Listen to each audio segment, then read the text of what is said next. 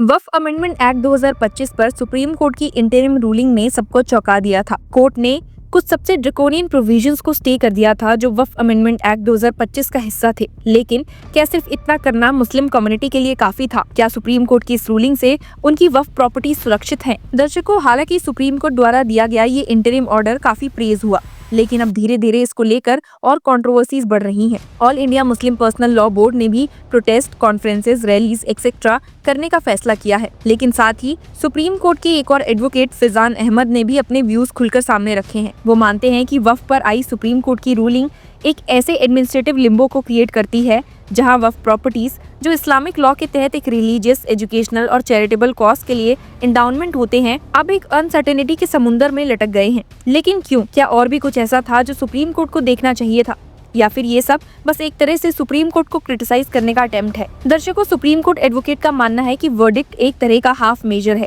जिसमें रिलीफ भी है और कम्युनिटी के लिए एक नई मुश्किल भी। लेकिन सबसे बड़ी बात यह है कि इस रूलिंग को अब हिंदुत्व नैरेटिव के सपोर्टर्स जुडिशियल स्टैम्प बता रहे हैं अपनी थ्योरी के लिए कि मुस्लिम एलिजिबली वक्फ के थ्रू लैंड ग्रैब करते हैं और पब्लिक या हिंदू लैंड को अपने नाम कर लेते हैं। सुप्रीम कोर्ट ने कहा था कि कुछ प्रोविजंस को तुरंत रोका जाता है, जैसे कि 5 year proof of being Muslim before creating a वक्फ या डेजिग्नेटेड ऑफिसर के यूनिलेटरल पावर से वक्फ को गवर्नमेंट लैंड क्रिएट कर देना। कोर्ट ने ये भी इंश्योर किया कि अभी के लिए वक्फ प्रॉपर्टीज के रेवेन्यू रिकॉर्ड्स बदले नहीं जा सकते और डिस्पोजेशन नहीं होगा जब तक वक्फ ट्राइब्यूनल डिसाइड ना करे। साथ ही सेंट्रल वक्फ काउंसिल में नॉन मुस्लिम मेंबर्स को मैक्सिमम 4 और स्टेट मुस्लिम बोर्ड में 3 तक लिमिट कर दिया गया था। सरफेस पे ये एक बैलेंस्ड अप्रोच लग रहा था, लेकिन अब जब आप अंदर घुसकर देखते हैं तो ये सिर्फ एक प्लास्टर है जो डीप वुंड्स को कवर नहीं करता। सुप्रीम कोर्ट के एडवोकेट फैजान अहमद का कहना है कि सबसे पहला इशू ये है कि इंक्वायरी का प्रोसेस अभी भी चालू रहेगा। मतलब कलेक्टर लेवल डेजिग्नेटेड ऑफिसर अब भी वक्फ प्रॉपर्टीज के ओनरशिप को क्वेश्चन कर सकते हैं। रिजल्ट चाहे स्टे हो,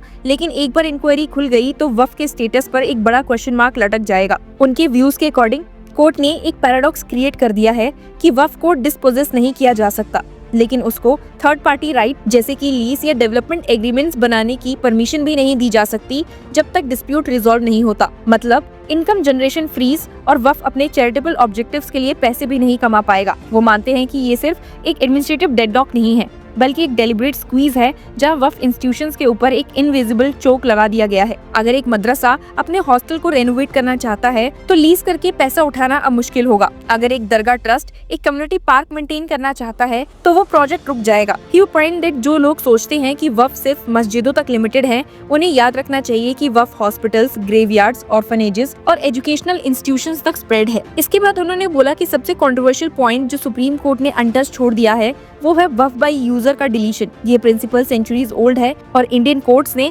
इसे पहले भी बार बार रिकॉग्नाइज किया है। इसका मतलब ये होता है कि अगर कोई प्रॉपर्टी जनरेशन से रिलीजियस पर्पस के लिए यूज हो रही है, जैसे कि मस्जिद, दरगाह, कब्रिस्तान, तो चाहे उसका फॉर्मल डीड ना हो, वो वक्फ माना जाता है। लेकिन अमेंडमेंट एक्ट ने इसको अबॉलिश कर दिया और सुप्रीम कोर्ट ने इसको अपहोल्ड भी किया। कोर्ट ने रीजनिंग दी कि अगर मुतावलीस ने एक सेंचुरी से रजिस्टर नहीं किया है तो अब कंप्लेंट करने का हक नहीं है। लेकिन ये लॉजिक फ्लॉड है। वक्फ एक डिवाइन एंडाउनमेंट होता है जो एक इंसान के एक्शन पर डिपेंड नहीं करता।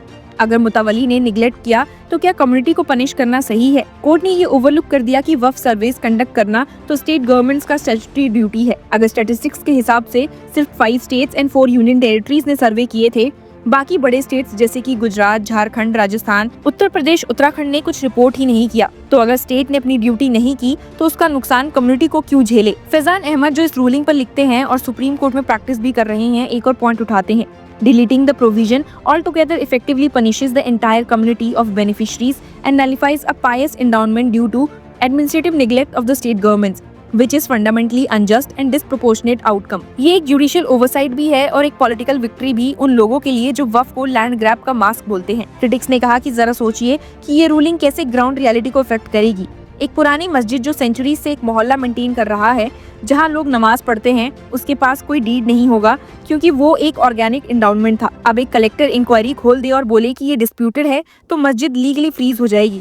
ना रिपेयर, ना एक्सपेंशन, ना लीज, सिर्फ एक फ्रोजन मॉन्यूमेंट बन जाएगी। और ये सब तब हो रहा है जब कॉन्स्टिट्यूशनल क्वेश्चन अभी पेंडिंग है। कोर्ट ने अभी डिसाइड नहीं किया है कि अमेंडमेंट एक्ट का लार्जर फ्रेमवर्क कॉन्स्टिट्यूशनल है या नहीं। तब तक के लिए रूलिंग एक तरह से जुडिशियल स्टैम्प बन गई है लैंड जिहाद नैरेटिव पर। क्रिटिक्स ने माना है कि ये वही नैरेटिव है जो हिंदुत्व फोर्सेस रोज प्रोपेगेट कर रही है कि मुस्लिम्स एलिजिडली वक्फ के जरिए जमीन ग्रैब कर रहे हैं। अब जब सुप्रीम कोर्ट ने वक्फ के फंडामेंटल प्रोटेक्टिव कैटेगरी को ही डिलीट होने दिया तो लोग और लाउड हो जाएंगे। एक और डेंजरस एस्पेक्ट है गवर्नेंस स्ट्रक्चर का। सुप्रीम कोर्ट एडवोकेट ने नोट किया है कि अमेंडमेंट एक्ट ने सेंट्रल वक्फ काउंसिल और स्टेट वक्फ बोर्ड्स के कॉम्पोजिशन को चेंज करके नॉन मुस्लिम मेजोरिटी को अलाउ करने का रास्ता खोल दिया है। पिटिशनर्स ने आर्ग्यू किया था कि ये एक डायरेक्ट वायलेशन है माइनॉरिटीज के right to administer their own institutions का, क्योंकि अगर हिंदू मंदिर के इंडाउनमेंट्स में या क्रिश्चियन के चर्च ट्रस्ट में कोई आउटसाइडर मेजॉरिटी नहीं लाया जाता तो वक्फ में क्यों? गवर्नमेंट का जस्टिफिकेशन था कि वक्फ properties routinely in conflict with other communities रहती हैं, लेकिन वक्फ डिस्प्यूट्स मोस्टली मुतावलीस के बीच होते हैं या एक वक्फ और एक प्राइवेट पार्टी के बीच। उसको कम्युनल एंगल देना एक नैरेटिव बिल्डिंग है। फिर भी कोर्ट ने एक कॉम्प्रोमाइज कर दिया,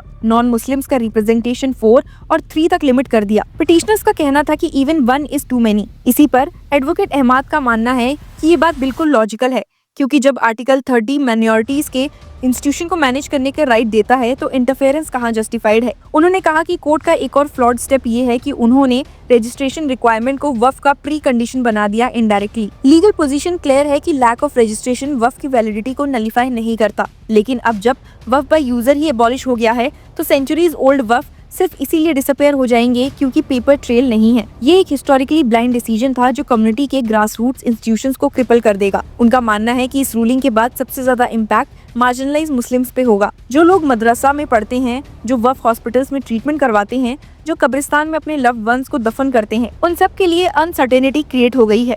इंस्टीट्यूशंस अब एक फ्रोजन स्टेट में चले गए हैं जहां ना पैसा जनरेट हो पाएगा और ना ही नई फैसिलिटीज डेवलप होंगी। और पॉलिटिकल कंटेक्स्ट में देखा जाए तो वो कहते हैं कि ये रूलिंग एकदम सही टाइमिंग पे आई है हिंदुत्व फोर्सेस के लिए। इलेक्शन सीजन के टाइम पे लैंड जिहाद नैरेटिव को लीगल कवर मिल गया है। वो कहेंगे कि देखो सुप्रीम कोर्ट भी मान रहा है कि वक्फ एक प्रॉब्लमेटिक इंस्ट्रूमेंट है, और जब कोर्ट के ऑब्जर्वेशंस खुद ये बोल रहे हैं कि अगर वक्फ रजिस्टर नहीं हुआ तो अब कंप्लेन करना बेकार है, तो उन नैरेटिव्स को और हवा मिल जाएगी जो मुस्लिम्स को एक इररिस्पॉन्सिबल कम्युनिटी पोर्ट्रे करते हैं। एक और पॉइंट क्रिटिसाइज करते हुए एडवोकेट अहमद ने कहा दैट एक और डिस्टर्बिंग चीज ये है कि कोर्ट ने एनालाइज ही नहीं किया कि बोर्ड में नॉन मुस्लिम मेंबर्स कैसे मिसमैनेजमेंट को सॉल्व करेंगे। अगर इशू माल एडमिनिस्ट्रेशन का है तो सेक्शन 99 ऑफ वक्फ एक्ट पहले से स्टेट गवर्नमेंट को पावर देता है कि बोर्ड को टेक ओवर करे इंक्वायरी के बाद, तो फिर नॉन मुस्लिम सीट्स क्यों? उन्होंने कहा कि यहाँ ये एक क्लियर इंसिनुएशन है कि मुस्लिम्स अपने इंस्टीट्यूशंस मैनेज करने में ट्रस्टवर्दी नहीं है। कोर्ट ने इस ट्रूथ को इनडायरेक्टली वैलिडेट कर दिया बाय क्रिएटिंग अ कॉम्प्रोमाइज। और जो सबसे ज्यादा पेनफुल आयरनी है वो ये है कि इंटरिम रिलीफ्स एक तरह से बैंडेज हैं, लेकिन वुंड्स तो अभी भी ओपन है। फैजान अहमद ने कहा the interim reliefs are welcome bandages but the deep wounds inflicted by the amendment act remains. दर्शकों, सुप्रीम कोर्ट एडवोकेट अहमद की बातें सुनकर लगता है कि उनका मतलब है कि अब जब कम्युनिटी डिग्निटी, प्रॉपर्टी और इंस्टीट्यूशंस पे लगातार अटैक्स हो रहे हैं तो वक्फ का फीस सबसे वल्नरेबल लोगों को सबसे ज्यादा हर्ट करेगा। मदरसास अपनी छत पर रिपेयर नहीं कर पाएंगे, कब्रिस्तान अपनी बाउंड्रीज सिक्योर नहीं कर पाएंगे, हॉस्पिटल्स नए विंग नहीं बना पाएंगे, और एक लीगल एम्बिग्यूटी के बीच में हिंदुत्व पॉलिटिक्स अपना एक नया वेपन ले चुकी है। तो क्लियरली मुस्लिम्स के लिए वक्फ अमेंडमेंट एक्ट 2025 को चैलेंज करना अब सिर्फ एक लीगल बैटल नहीं बल्कि एक एग्जिस्टेंशियल स्ट्रगल बन गया है कम्युनिटी के लिए। सुप्रीम कोर्ट का फाइनल वर्डिक्ट अभी आना बाकी है, so stay tune for the final verdict and keep following law chakra.